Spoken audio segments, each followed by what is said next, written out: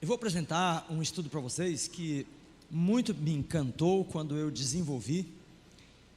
Eu gostei muito de ver isto, sabe, de compreender, e eu espero que você tenha a mesma emoção, a mesma alegria que eu tive quando estive estudando esse assunto.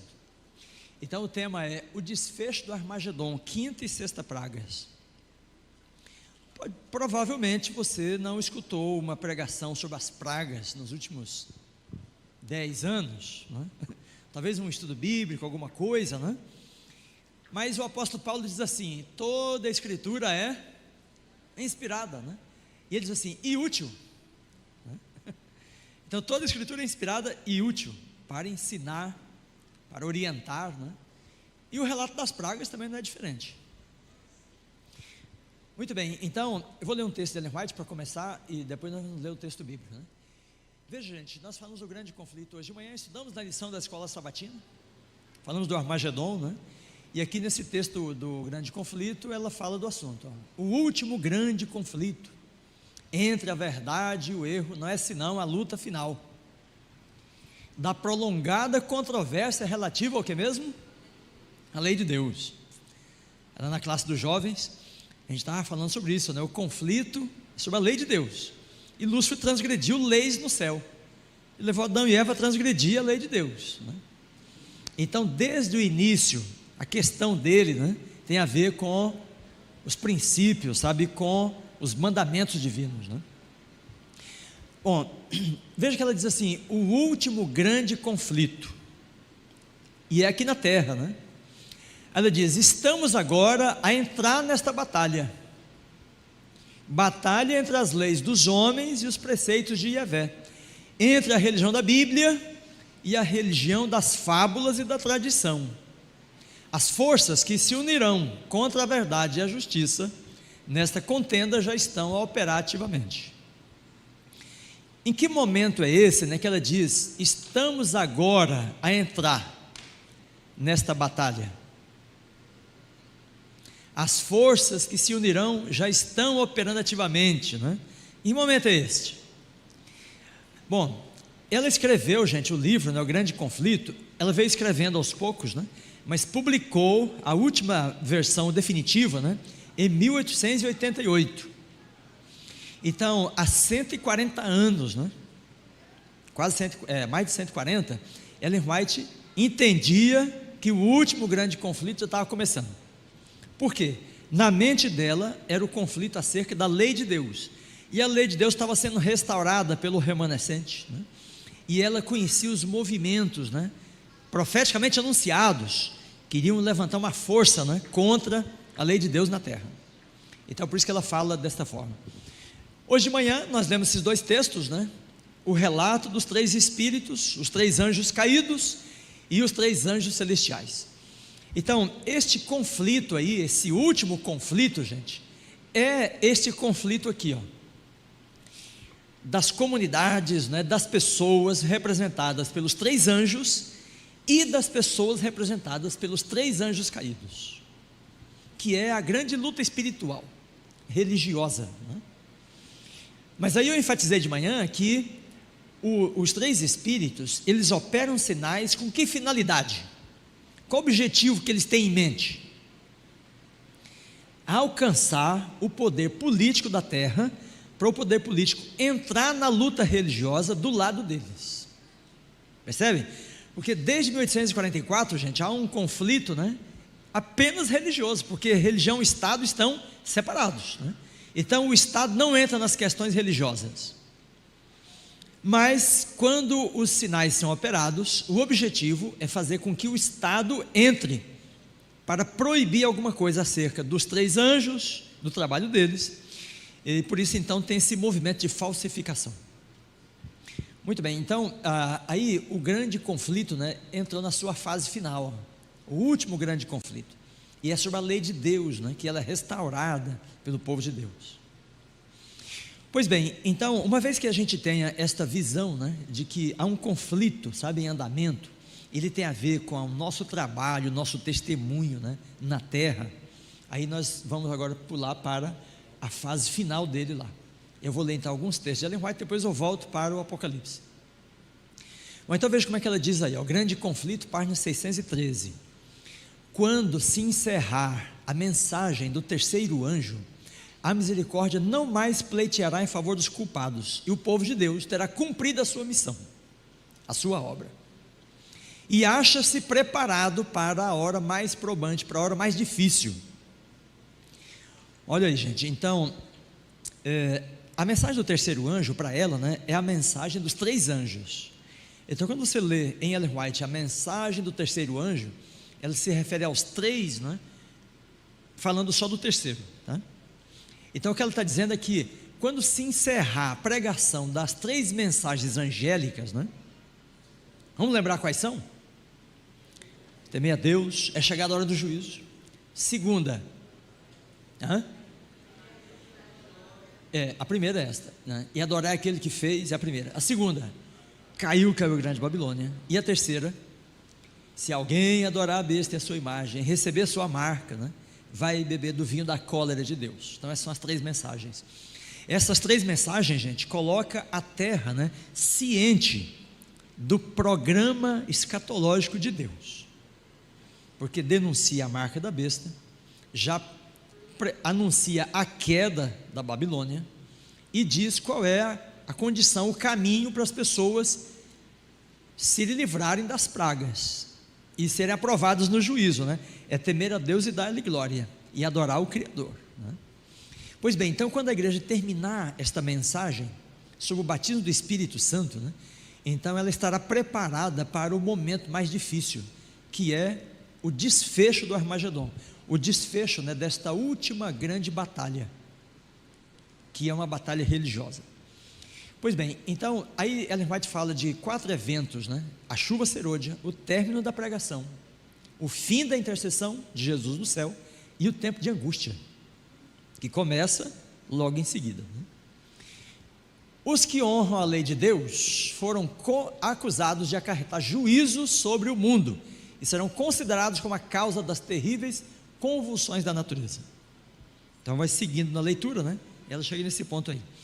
Bom, eu quero explicar para você o seguinte, ó. Quando ela fala assim, o povo de Deus que honra a sua lei, né, é acusado de causar essas coisas, ela não está falando das pragas. Esses juízos, né, sobre o mundo, que ela chama de convulsões da natureza, são coisas naturais.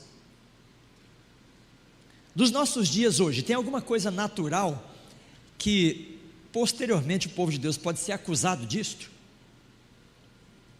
Sim, a pandemia, os terremotos, tsunamis, aquecimento global, crise do ecossistema. Então, ela faz uma lista dessas coisas, são acontecimentos naturais. Agora você pensa, como é que as pessoas vão entender que os que honram a lei de Deus são causadores desses problemas? Aí é uma questão do jogo, sabe, do grande conflito. Eu falei de manhã, né? As pessoas vão sendo conduzidas, elas vão sendo manipuladas até, para aceitar certas coisas que são ilógicas. E aí é um exemplo desses. Então o povo de Deus que honra a sua lei será acusado desses problemas da terra. Vamos lembrar, gente, que nós falamos aqui os irmãos de João, né, no primeiro século. A igreja cristã no Império Romano era uma religião ilícita, uma illicita religion, uma religião ilegal. Por que ela era ilegal? Porque o judaísmo não participava da idolatria aos deuses de Roma, mas os judeus tinham uma pátria, né? E aí mesmo os que estavam dispersos, eles apertavam a situação, eles corriam para Jerusalém. Então o povo judeu tinha a proteção de um território, inclusive de um rei, Herodes, né? Mas os cristãos não tinham nem pátria, nem rei. E os judeus eram judeus, mas os cristãos eram romanos, porque os primeiros cristãos são do judaísmo, mas daí começa a se converter, Cornélio, né? E gente de todas as províncias, né, dominadas pelo Império Romano. Então, no final do primeiro século, a maioria dos cristãos eram romanos, e não judeus. E aí tinha um problema, né? Eles não participavam das festas aos deuses de Roma. E qual era a implicação de não participar dessas festas? Os romanos entendiam, gente, que os deuses, né, estavam o tempo todo assim, temperamentais. Fazia parte da crença, né? E se eles fossem servidos, né, agradados, honrados, com sacrifícios, sabe, com festas, comida, bebida, então a ira deles se aplacava e eles não iriam amaldiçoar os seres humanos. Então por que os romanos celebravam com as orgias e todas as festas pagãs deles, né? Para agradar os deuses, e eles também gostavam, né? Então agradavam os deuses, agradavam eles, e eles se sentiam em segurança. Então quando Paulo fala, né, que não era para comer coisas sacrificadas aos ídolos, o Apocalipse fala também, esse era o grande problema dos cristãos em Roma. E aí, se eles não participavam, qual era a implicação? As pessoas diziam assim: olha, eles são contra a humanidade, eles são contra o império, porque eles sabem que os deuses vão atacar o império por causa deles, mesmo assim eles não servem os deuses. Então por isso o cristianismo é uma religião ilícita. Irmãos e irmãs, esta mesma mentalidade, esse mesmo procedimento vai ser o caso aí, ó. Os que honram a lei de Deus vão ser acusados das intempéries, dos tsunamis, dos terremotos, do aquecimento global e assim por diante. Então, o decreto dominical vai estabelecer um critério, né, da sobrevivência da terra. Eu falei isso de manhã. O Papa disse que a terra só sobreviverá, só entrará em equilíbrio outra vez, né, quando passar a descansar um dia na semana. Quando a lei for colocada, aquele que não se conformar com essa lei, o que essa pessoa está querendo? Olha, está dito que a terra necessita do descanso. Esse grupo não quer entrar no descanso, então ele é culpado de a terra não voltar ao seu equilíbrio. Então essa é a lógica. Já está caminhando para isso, né? Pois bem, e depois então o decreto dominical é seguido, né, desta mentalidade do bode expiatório. Os problemas vão continuar, porque a terra é em pecado, né? E aí então vem a busca pelo bode expiatório, pelo culpado da situação, né? Aí ela diz: como o sábado se tornou o ponto especial da controvérsia, então a lei dominical vai tornar o sábado o ponto especial da controvérsia, né? Por toda a cristandade. E as autoridades religiosas e seculares se combinaram para impor a observância do domingo. A recusa persistente de uma pequena minoria fará com que esta minoria seja objeto de ódio. Olha, a mesma situação dos cristãos em Roma, só que agora no mundo e com o assunto do sábado, né? Insistir-se-á que os poucos que permanecem em oposição a uma instituição da igreja e da lei do Estado não devem ser tolerados. Olha, então, aí é um decreto de morte, gente, que não fala assim, é para eliminar todo mundo, não, diz assim, não devem ser tolerados. Esse decreto de morte é antes das pragas, e muitas pessoas terão seus bens confiscados, as instituições da igreja serão fechadas, se tornarão ilegais, né? Porque o povo não está participando do programa mundial, né? Do pacto global, em que tem a igreja e o Estado juntos, né? Então eles não devem ser tolerados. Então alguns serão presos, outros serão mortos, outros vão fugir para lugares escondidos, tentarão sobreviver. Então isso será um momento, né? Esse será um momento de tensão, tempo de angústia. Bom, daí ela diz: o povo de Deus será imerso naquelas cenas de aflição e angústia, o tempo de angústia de Jacó, antes das pragas ainda. Então vamos lembrar, né? O movimento dos demônios, ou os reis entram na batalha, emite o decreto dominical, começa nos Estados Unidos, vai se desdobrando pelos demais países, né? E aí então, aquela situação de emergência, né? Para conter a crise do ecossistema, a crise da sociedade. Aqueles que não participam são considerados culpados dos mesmos problemas, né? Muito bem, seguindo na leitura, né, então ele diz assim: o decreto de morte vai retirar a proteção do governo dos fiéis, e muitos deles serão levados às prisões. O povo de Deus fugirá das cidades e das vilas. Que momento é esse? Depois do decreto, dominical e no contexto do decreto de morte. Então, gente, eu não sei aqui em Aracaju, mas lá em São Paulo tem muita gente querendo sumir para as fazendas, sabe? Para as cavernas, né? E nós temos dito para eles: não, Deus não está falando nada disso para vocês agora. Está muito claro que é só no contexto do decreto dominical e do decreto de morte, né? Porque o povo de Deus tem uma missão nas grandes cidades, inclusive nas grandes, né? Bom, então a intervenção de Cristo em defesa de seu povo, né, vai ocorrer nesse contexto aí. Então há uma perseguição, há um decreto de morte antes das pragas ainda.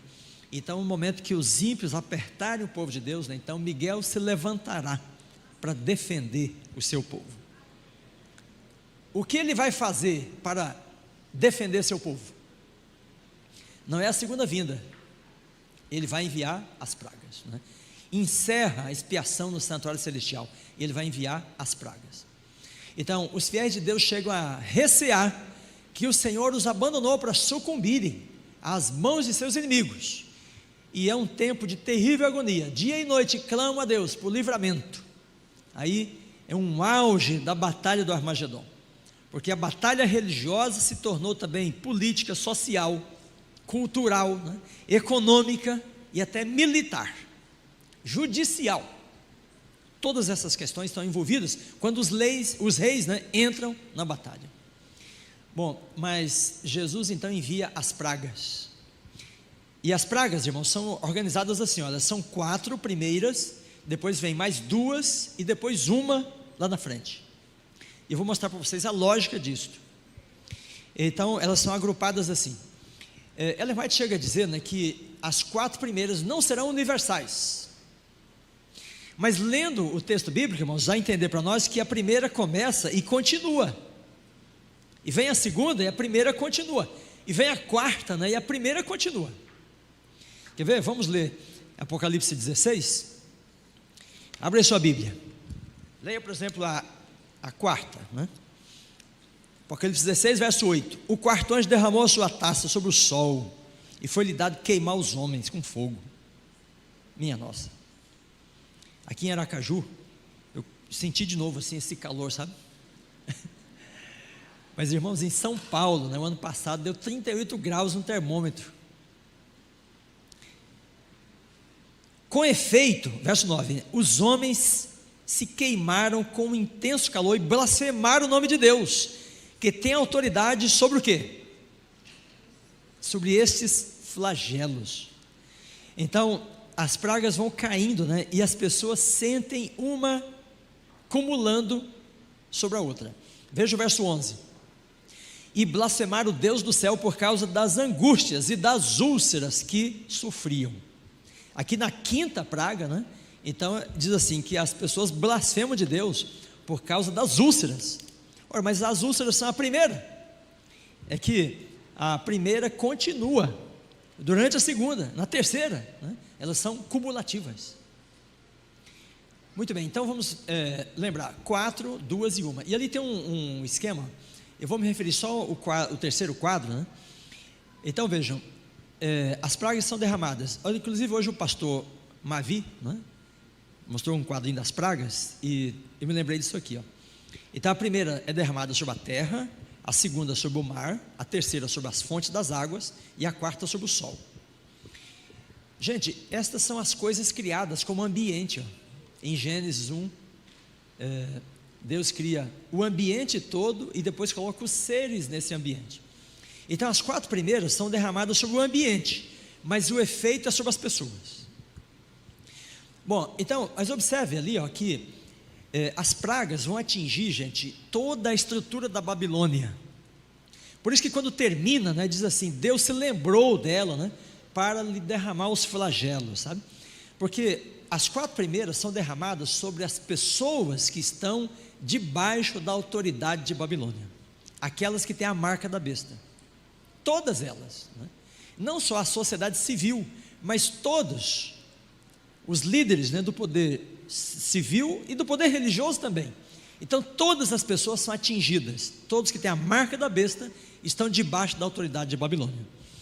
E as 2 seguintes não são sobre as pessoas, as 2 seguintes são sobre as instituições.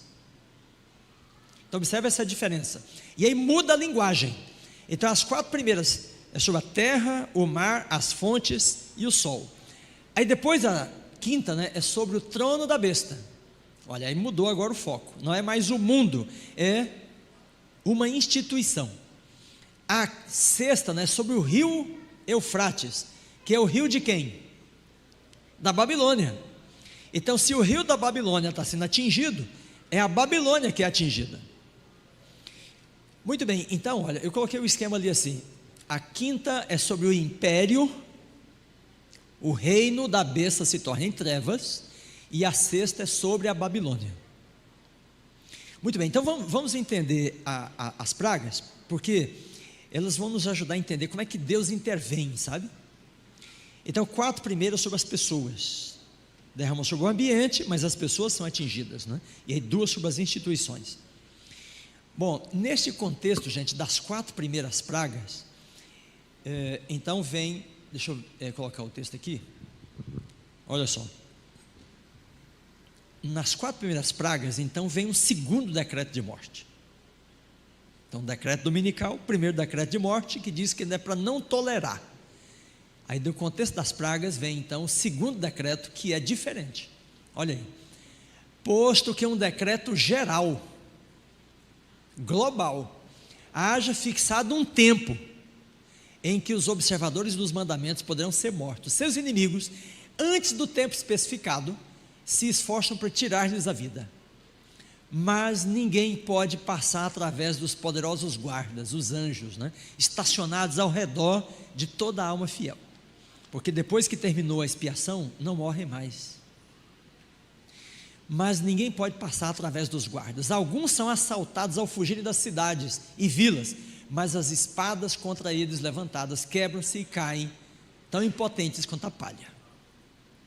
Bom, então esse decreto que fixa um tempo, né, uma data, é no contexto das 4 primeiras pragas.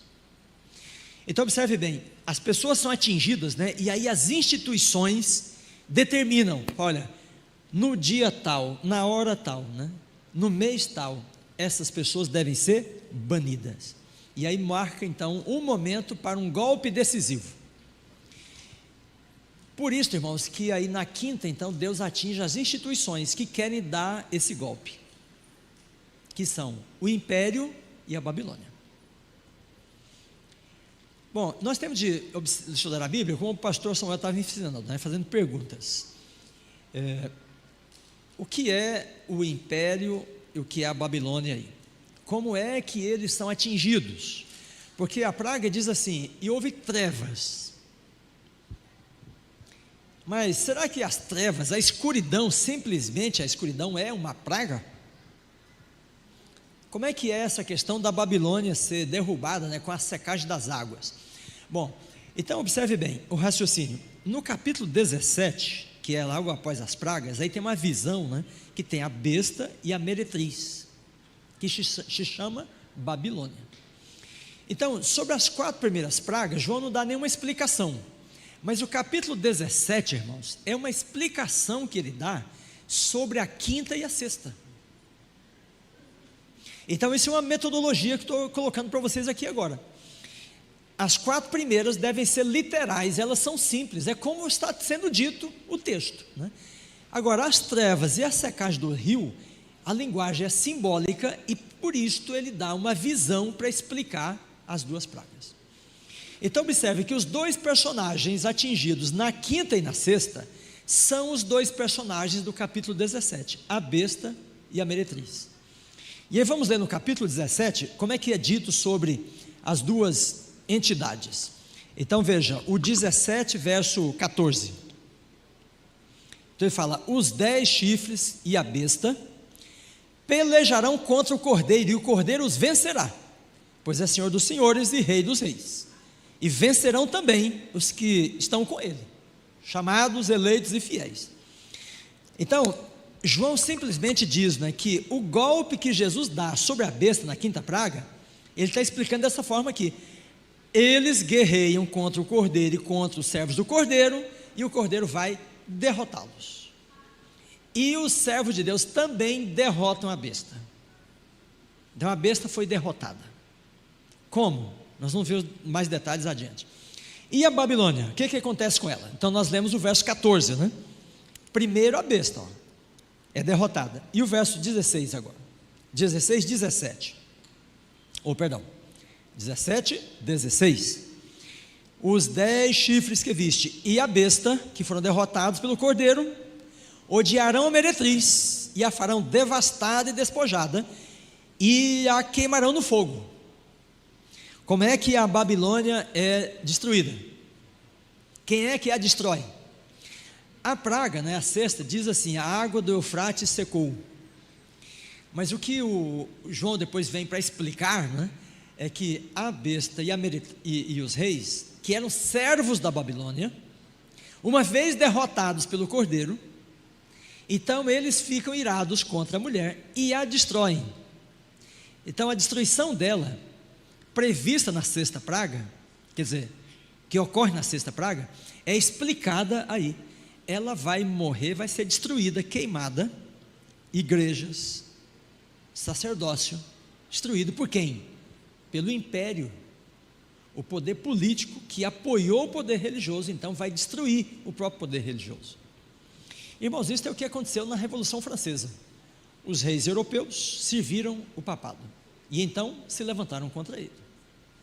A mesma coisa acontece aí. Muito bem, então aqui está o esquema. A quinta praga sobre a besta, e a sexta sobre a Babilônia. O rio Eufrates é o rio da Babilônia. E aí as duas são explicadas no capítulo 17. Pois bem, então vamos voltar agora em Ellen White para a gente ler alguns detalhes. Posto que um decreto geral tenha fixado. Bom, aqui nós lemos: quando a proteção das leis humanas for retirada dos que honram a lei de Deus, haverá nos diferentes países um movimento simultâneo com o fim de destruí-los. Veja, irmãos, um movimento orquestrado, simultâneo, em todos os países, né? Aproximando-se o tempo indicado no decreto. Qual decreto? O segundo, né? O povo conspirará para desarraigar a odiada seita. Resolver-se-á a dar em uma noite um golpe decisivo. Irmãos, aí está, então, vejam, uma situação de emergência vai colocar o povo de Deus no centro das atenções do mundo. Todas as pessoas conhecerão o povo de Deus. Vai saber o que essas pessoas fazem, em que eles creem, quais são os comportamentos, os hábitos, as atitudes deles. Tudo estará patenteado. E então haverá um movimento simultâneo para orquestrar uma ação, né, decisiva numa noite. É uma nova noite de São Bartolomeu, né?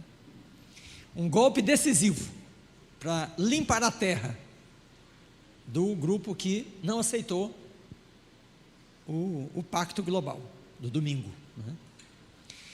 Muito bem, na hora do maior aperto, veja, gente, o momento marcado vai chegando, sabe? Vai estar pertinho, né? Então o desespero vai tomar conta de muita gente. Mas ela diz assim: na hora do maior aperto, uma densa escuridão cairá sobre a terra. Que escuridão é esta? Que escuridão é esta? Olhando aqui no Apocalipse, que escuridão é esta?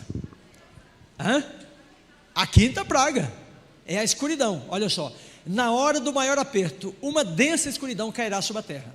O arco-íris resplandece, e as multidões iradas subitamente se detêm. Olha, em que momento os ímpios vão desistir do projeto deles? Na quinta praga. Sendo então esquecido o objeto de sua ira sanguinária. Gente, imagina todo o movimento do mundo ímpio, né, contra o povo de Deus. De repente eles vão se ver completamente desnorteados, vão esquecer o objeto da ira deles. Quer dizer, eles terão outras coisas com que se ocupar. Então é ouvida pelo povo de Deus uma voz clara e melodiosa. Eu vou dar uma ênfase especial nessa voz, né? Uma voz clara e melodiosa. Eles contemplam o arco-íris da promessa, e os pálidos, trêmulos lábios dos que mantiveram firme a fé proferem um brado de vitória. Amém? Esse brado de vitória será em que momento mesmo? A que altura? Na quinta praga, gente. na densa escuridão. Bom, você deve ter lido ali e ficou pensando, mas pastor, o arco-íris é resultado da luz, né? Mas vai estar escuro. Como é que vai ter arco-íris? Então Ellen White diz, tudo escurece, e aí o céu vai se abrir, vai se cortar de norte a sul, ou leste a oeste, de alguma maneira, e vai se abrir, e a luz do trono de Deus vai brilhar sobre a terra. Não é o sol, não é a lua, não são as estrelas. Então a luz do trono de Deus vai formar o arco-íris, né, sobre todos os grupos do povo de Deus, espalhados pelos cantos da terra. Irmãos, vejam, a escuridão e o arco-íris, a voz de Deus vai fazer os ímpios recuarem, né? Eles vão recuar do povo de Deus, eles vão ser tomados de um terror, de um pavor que eles nunca terão experimentado. Então, eu vou enfatizar esse momento que eu vou dizer para você agora, né? A quinta praga é o momento decisivo do Armagedon, em que Deus vai golpear o poder inimigo. Ele vai atingir a besta. A besta é o poder todo do império americano e todos os reis da terra, com seus exércitos, né? Seus corpos militares. Então todo esse grupo será atingido de cheio, sabe? Um golpe irreversível de Deus na quinta praga. Olha, então é ouvida pelo povo de Deus uma voz clara e melodiosa. Gente, escuta bem o que eu vou dizer. Desde o decreto dominical, o decreto de morte, as primeiras pragas, o segundo decreto de morte, Deus não fala nada. É pela fé que seu povo vai permanecer. Mas na quinta praga, gente, pessoalmente, Ele vai falar com a sua igreja. O povo de Deus vai ouvir a voz dele, vai entender o que ele vai dizer. Ele vai se dirigir pessoalmente ao grupo dos 144 mil.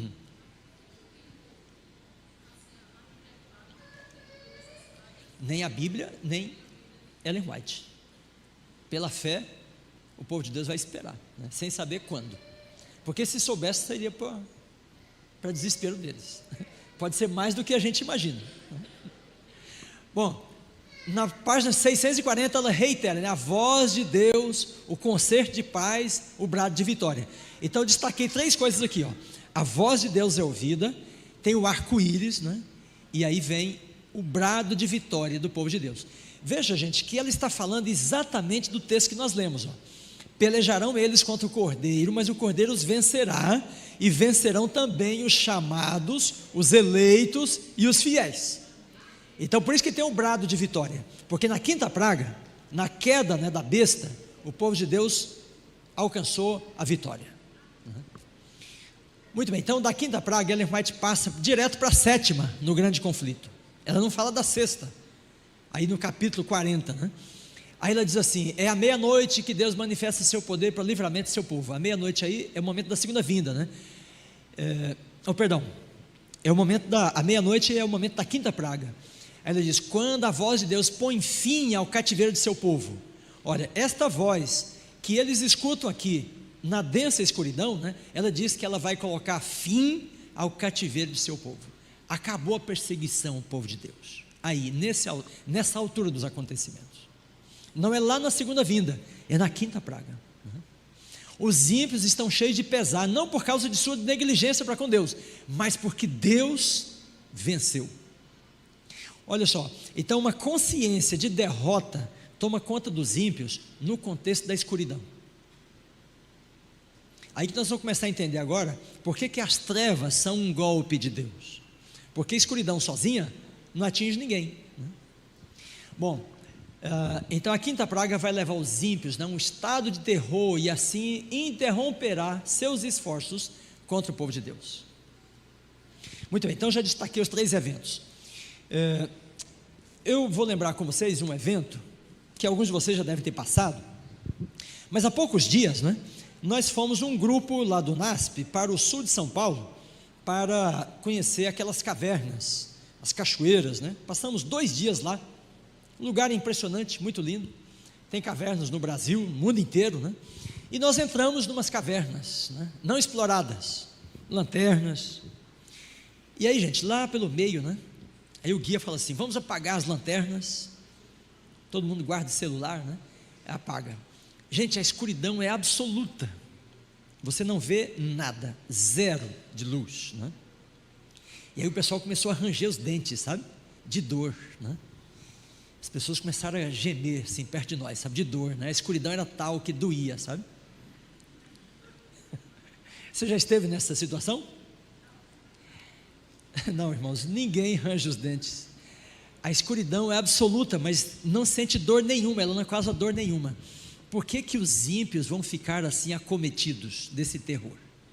Não é a escuridão é para preparar o momento, né, da fala de Deus. A escuridão é para estabelecer o limite ali, né? E aí então vem a luz de Deus e a voz dele. É isso que vai fazer os ímpios recuarem, né? Bom, mas nós tem mais coisas, ela vai revelar mais coisas. Então, estamos aqui no grande conflito. Agora eu vou ler em Primeiros Escritos. Então, ela publicou o grande conflito em 1888. Primeiros Escritos foi ainda na década de 50. Aí lá ela escreveu esse texto espetacular, irmãos. Olha só. Ao início do tempo de angústia, fomos cheios do Espírito Santo, ainda no Pentecostes, alto clamor, né? Ao sairmos para proclamar o sábado mais amplamente. Isso enfureceu as igrejas e os adventistas nominais. Não tem nenhum aqui.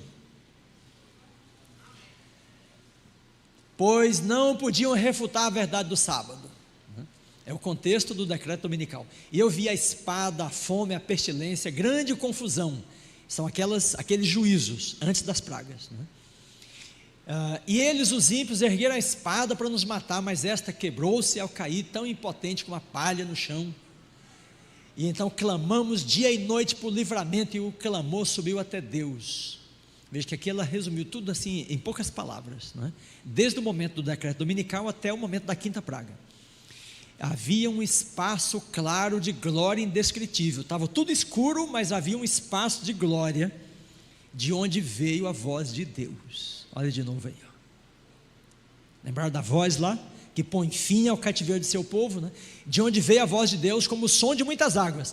E ao anunciar a Deus o dia e a hora da volta de Jesus, e declarar o concerto de paz, e enquanto a interminável bênção foi pronunciada, os que haviam honrado a Deus e guardado seu santo sábado, entre eles houve um estrondoso clamor de vitória sobre a besta e a sua imagem. Olha aí, irmãos. Vencem também aqueles que estão com ele, né? Agora tem um elemento novo aí, né? Que a voz, no grande conflito, ela não fala o que a voz diz. Agora aqui ela falou assim: a voz deu o dia e a hora. Quanto tempo antes? Só lá vai saber, né? Então na quinta praga, irmãos, Deus fala com o povo dele e diz: olha, vocês vão esperar mais tantos dias, tantas semanas, tantos meses, tantos anos, não sabemos quanto, né? Anos não, irmã. 2 meses, tá bom?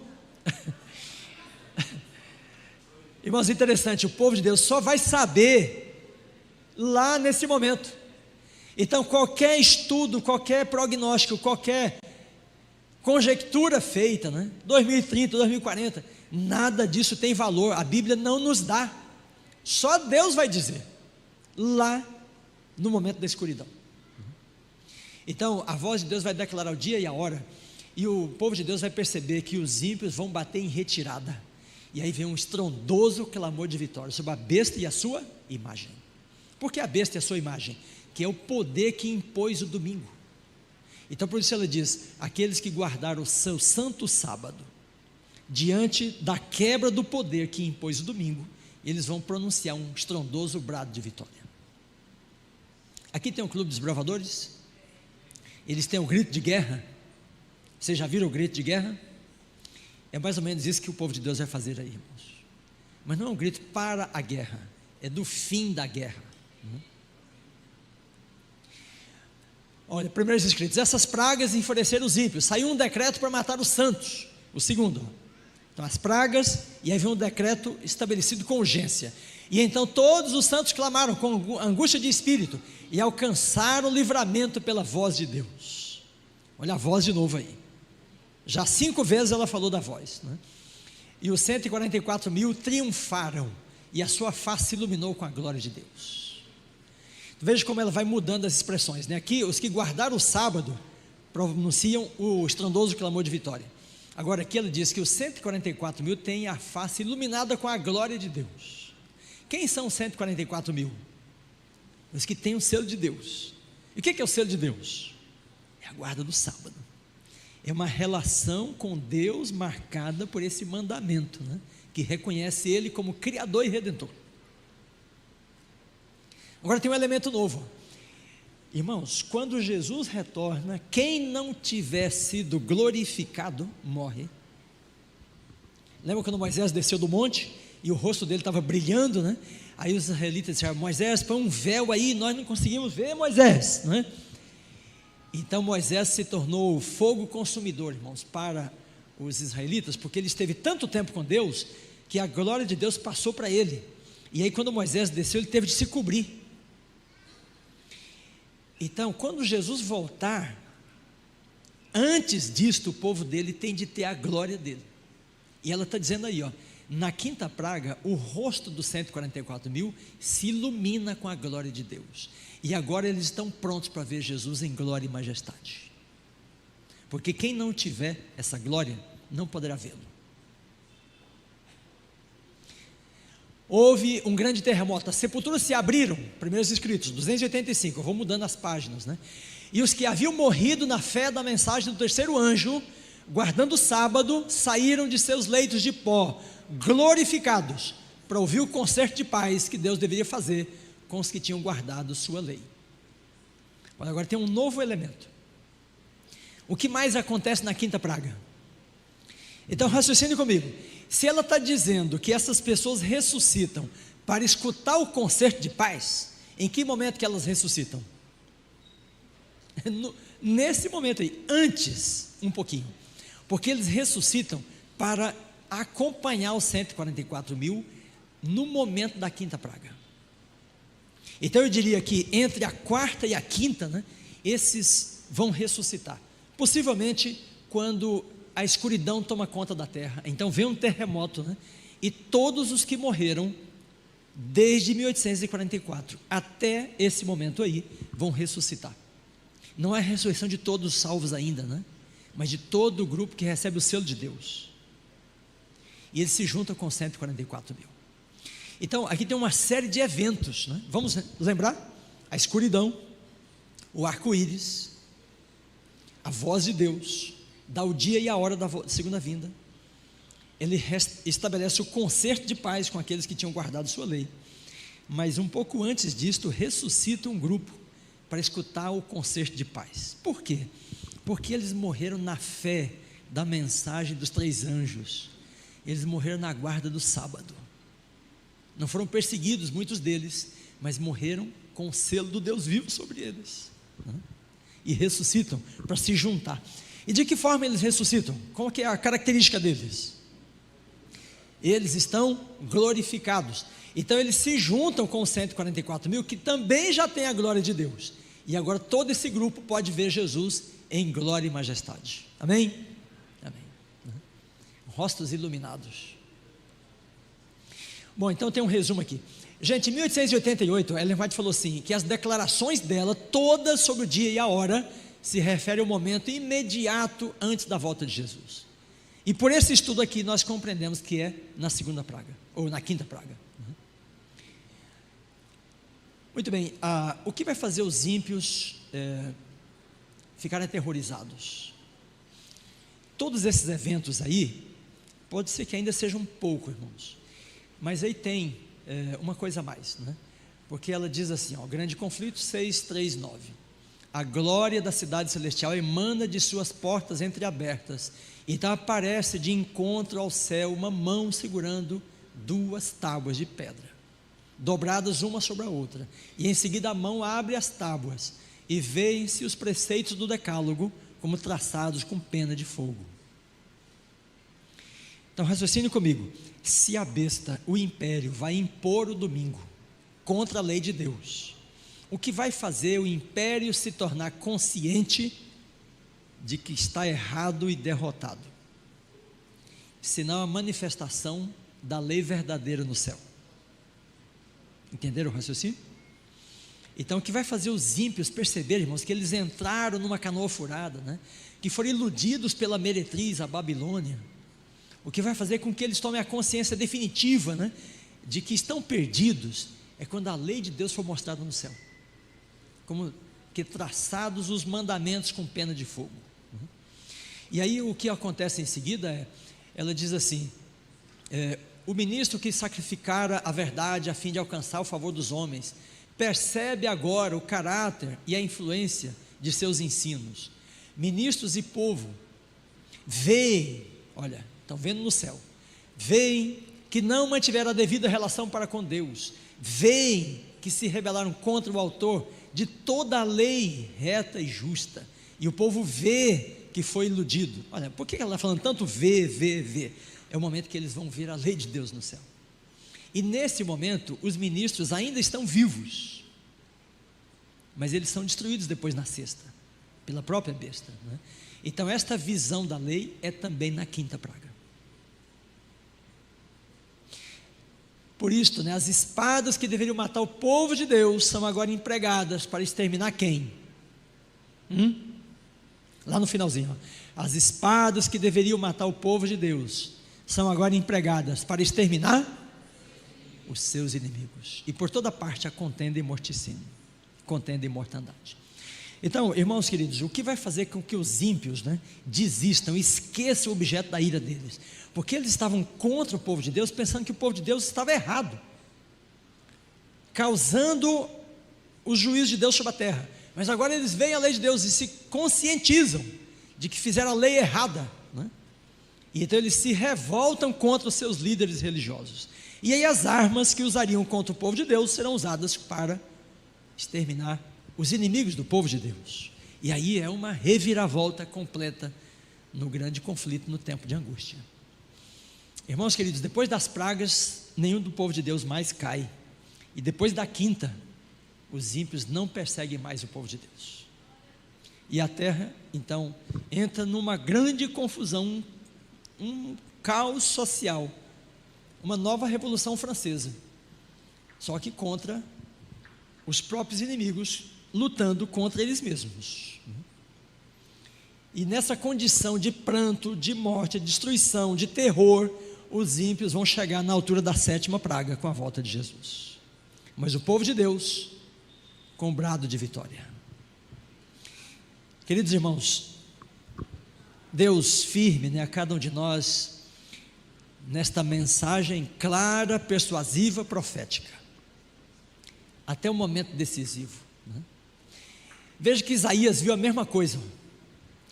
O Senhor fará ouvir a sua voz majestosa, olha a voz aí, e fará ver o golpe de seu braço, que desce com indignação e ira.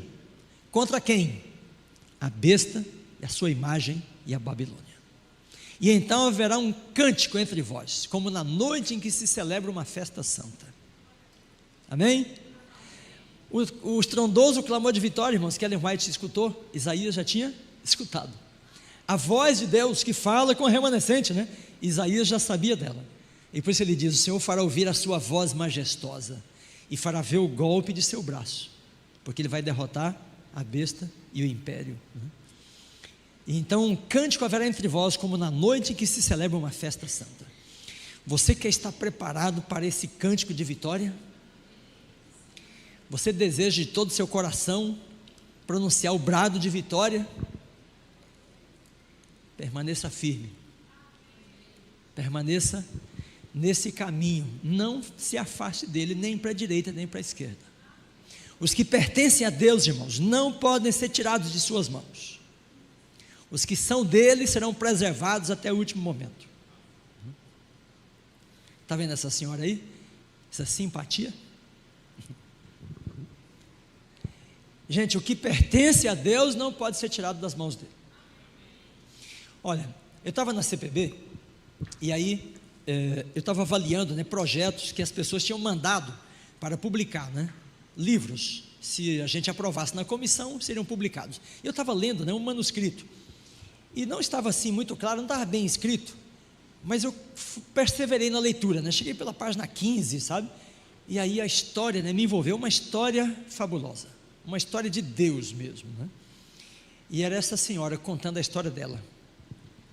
Ela disse que nasceu num lar espiritualista, no Rio de Janeiro.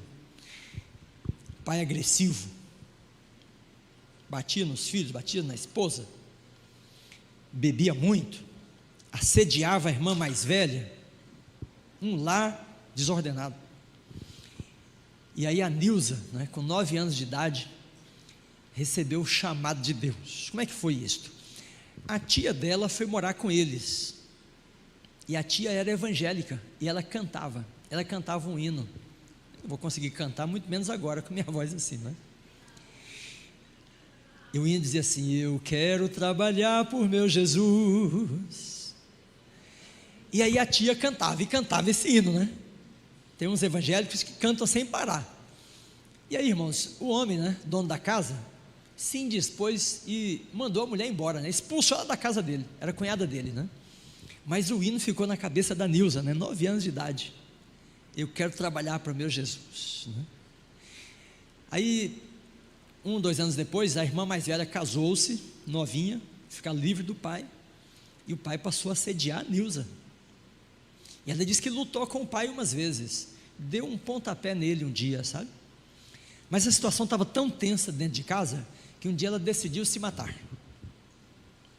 E aí, no fundo do quintal, tinha uma planta, que eles faziam veneno para matar ratos.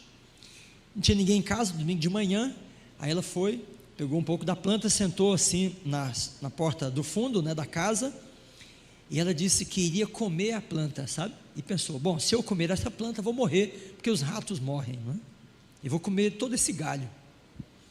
E aí, quando ela estava para começar a mastigar, morder a planta, né, veio um vento e levou aquele galho embora.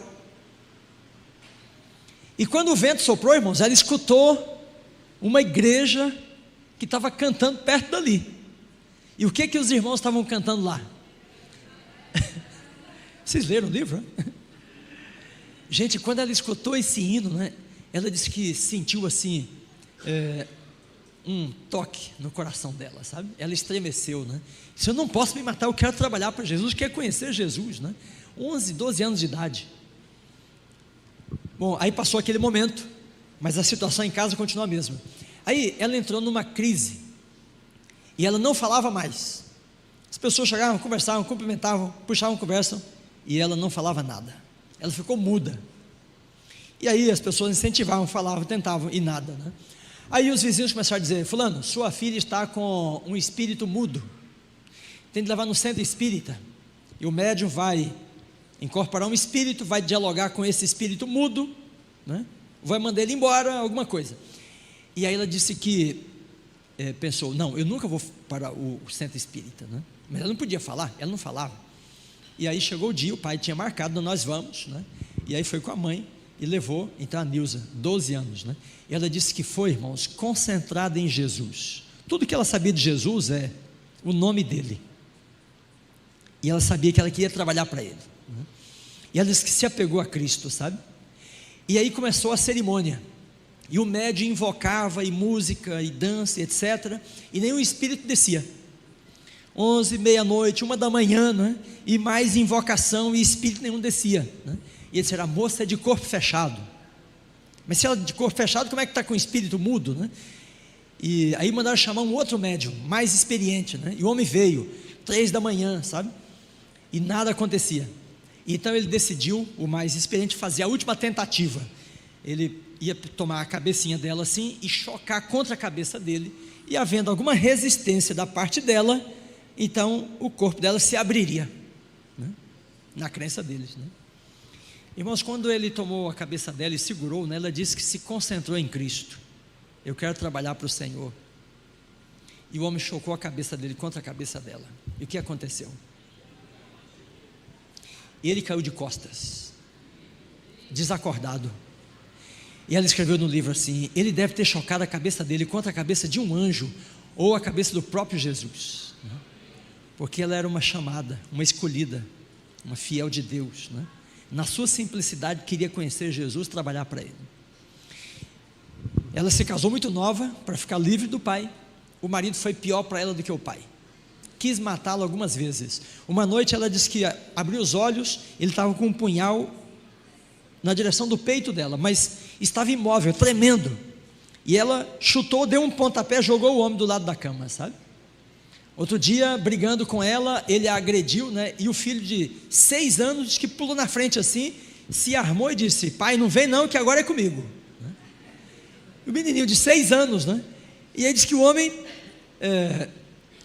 amarelou, porque não era o menino, né? Era Deus. E o homem saiu correndo pela porta da casa, irmãos. Bom, aos 27 anos, ela mudou para Rio Bonito, 27 anos de idade, né? E aí a rua era estreitinha, e a janela dela dava comunicação com a janela da vizinha. E a senhora vizinha, em frente à casa dela, né? Era uma adventista do 7º dia. E lá de dentro da casa dela, a irmã dizia assim: dona Nilza, você tem uma Bíblia? Não. Você estuda a Bíblia? Ainda não. Não, ela disse que tinha a Bíblia. Ela tinha ido a uma igreja um tempo. Não, eu tenho a Bíblia. Mas você estuda, você entende? Eu vou estudar com você. E aí começou a estudar a Bíblia com ela, né? E aí, gente, a Nilza finalmente conheceu Jesus, né? Sua palavra, sua lei, seu plano de salvação. E aí foi batizada. No dia que ela foi batizada, deu um vento e quebrou as janelas da igreja. Era uma manifestação das trevas, né?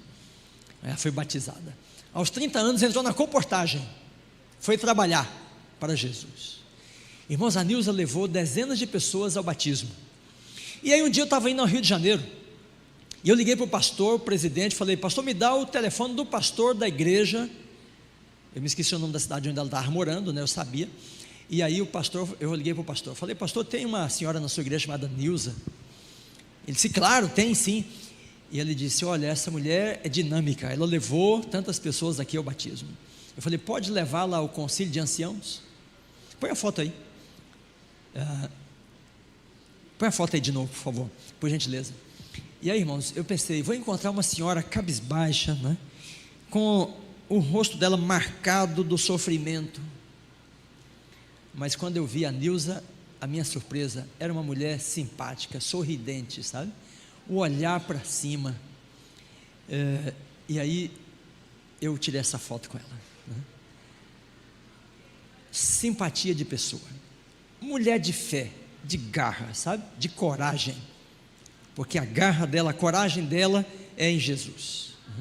Eu quero trabalhar por meu Jesus. Trabalhou mais de 30 anos na comportagem, levou dezenas de pessoas ao batismo. E aí está a Nilza. Quem pertence a Jesus não pode ser tirado das mãos dele. Aquele que tem um pacto com Jesus não pode ser tirado, não pode ser atingido, né? 1000 cairão ao teu lado, 10.000 ao outro lado, mas tu não serás atingido, né? Somente com os teus olhos contemplarás e verás a recompensa dos ímpios, né? Esses salmos proféticos, irmãos, falam daquele momento, né? Quando o povo de Deus pronunciará o brado de vitória. Porque se você é de Jesus, ninguém pode tirar você das mãos dele. Você quer pronunciar o brado de vitória? Amém, amém. Fique firme nesse caminho. Trabalhe para Jesus, testemunhe, discipule, prepare as pessoas para a vinda dele. Porque quanto mais você ensinar, mais você aprende. Quanto mais você vê as pessoas aceitando a verdade, mais você se estabelece nessa verdade, mais você se firma nela, e mais você conhece o Senhor dela. Amém? Amém.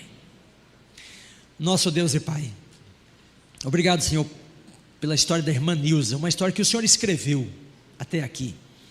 Que o teu nome seja glorificado na vida dela e na vida de todos os 144 mil que vão pronunciar o brado de vitória.